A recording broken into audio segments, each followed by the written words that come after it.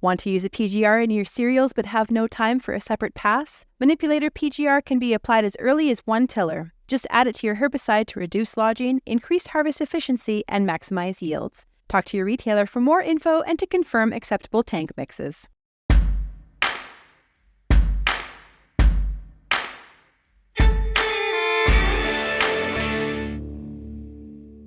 Bernard Tobin here at the Canadian Dairy Expo. I am now talking with Pat Liu of EcoStrat Sawdust. Pat, how's it going? It's good. It's good. It's been a great show for us. We try to come to this show every year.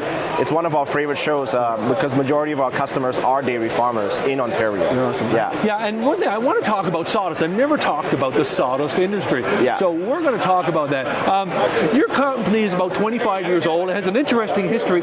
Talk about, I guess, how you got to the sawdust business and where you are now. Yeah. So we started off as a company that's helping factories and manufacturing facilities to reduce their waste and find ways to what they call like upcycle, basically turning their waste into something that's usable.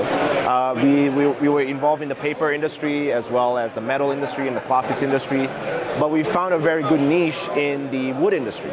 So we were working with pallet manufacturers, sawmills, cabinet manufacturing, and we figured out what to do with the wood waste and the sawdust. But eventually that evolved into us purchasing the sawdust, packaging it, and then reselling it back into the market. We were selling it as a heating fuel for greenhouses, and then soon we realized there was a huge market for the dairy farmers of Ontario, and we've been doing it for over 20 plus years now, related to wood, and over the last, I would say about 10 years, we've been supplying a lot of our product to dairy farmers in Ontario. So we source our sawdust throughout Ontario, all the way from Cornwall to Chatham, and all the way in northern Ontario, as far as Kirkland Lake, for example. Yeah. You've got several different products, and I want to talk about working with farmers. Now, everybody's probably looking for different things. You've got a dry product here. You've got a more coarse product. Yeah. One's really absorbent. One's not so absorbent. You've got to be sort of having a lot of different products and conversations with dairy farmers. Yeah, we do, and it all depends on the preference of the dairy farmer. We can never find enough consensus that everybody only likes one product. So we try to carry as many products as possible.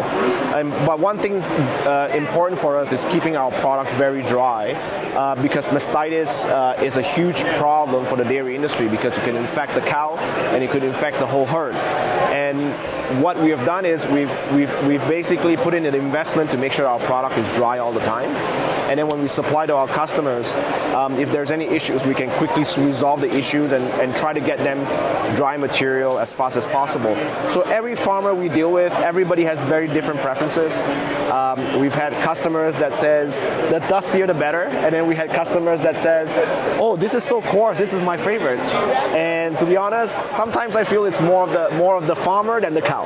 Yeah. That's my belief. Pat, tell us how, I guess, the industry has changed from a sourcing perspective. You know, a lot of those smaller sawmills, a lot of the sources that you would have relied on in the past are gone now. How does that impact your business?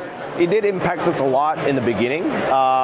We were scrambling to find new sources of supply, but what we have done is the existing sawmills that are still in Ontario, as far up north and all these places, what we have done is it requires investment. So we put in a lot of investment to be able to collect the sawdust. So back in the days, what they usually would do is they would have the sawdust system that's more suited for a garbage dump, for example. So we put in hundreds of thousands of dollars worth of investment for it to go into our trailers. So that's one way of doing it. And another way of doing it is that making sure that the sawmills that we work with, it's a revenue generating product instead of a cost to them, and then to keep their business more viable. So that's a few things that we do. And also, because there are a lot more smaller sawmills now versus lumber mills that are all over Ontario, is that we put in systems to collect the sawdust and bring it back to our centralized location, and then we would package our product from there. So we figure out different ways to do it, and then we figure out ways to make it sort of a revenue generating source of income for the sawmills. And then that's how we can add value to our partners that are providing us the sawdust, and also keep them in business and keep them doing well as well. Yeah. Talk about, I guess, working with farmers and how you're building products and your distribution sort of to get it on farm.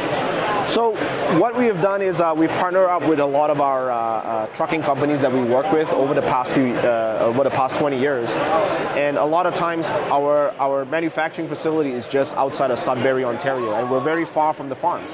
So what we have done is we partner up with our transport companies that has warehouse storage, and we will store our product there, and then from there we can easily distribute the product into all the smaller farms that can't buy a full truckload and stuff like that. So for example, we have a depot in Arthur, Ontario, one in Kirkfield, Ontario, and then we have one in Mountain, Ontario, which is on the Ottawa side. And then that way customers who are small farmers that only wants to buy 4 or 5 skids at a time, they can come by with their little flatbed and then they can pick it up. And that's how we do it. And on top of that, we build a lot of inventory with our small bags and our totes. Is that, and any time that we see that there's during the busy time of the year, we're going to bring our product down to our depots, and then we have enough product to supply our customers. So in terms of working with farmers, we love it. That's actually one of my favorite things about this job is working with farmers. I call them the people who knows risk the most. They understand risk because for thousands of years, that's what farmers do. They understand risk. They know how much risk to take. And the reason why they work with us is because our sawdust is so dry and it prevents the issue with bacteria and mastitis. They feel comfortable, even though they may be paying more than straw, for example, or more than, let's say, sawdust from a sawmill that might be green, but sometimes it's dry. It's a bit risky because we had farmers that says once they have mastitis, they will have 4 to 6 dairy cows, and it's a huge problem. It's not a risk worth taking. Sometimes, even if you spend a little bit more, you're going to get very, very high quality dry materials. Yeah. Well, hey, it's a fascinating business, Pat. I appreciate you taking some time. If farmers who are not working with you want to find out more information, where do they go? So they can go to www.ecostrat, ECOSTRAT, sawdust.com. And they can check us out on Facebook. We're on Facebook and on websites and Google.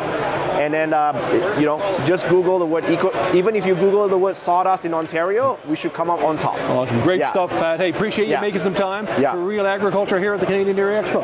Thank you so much.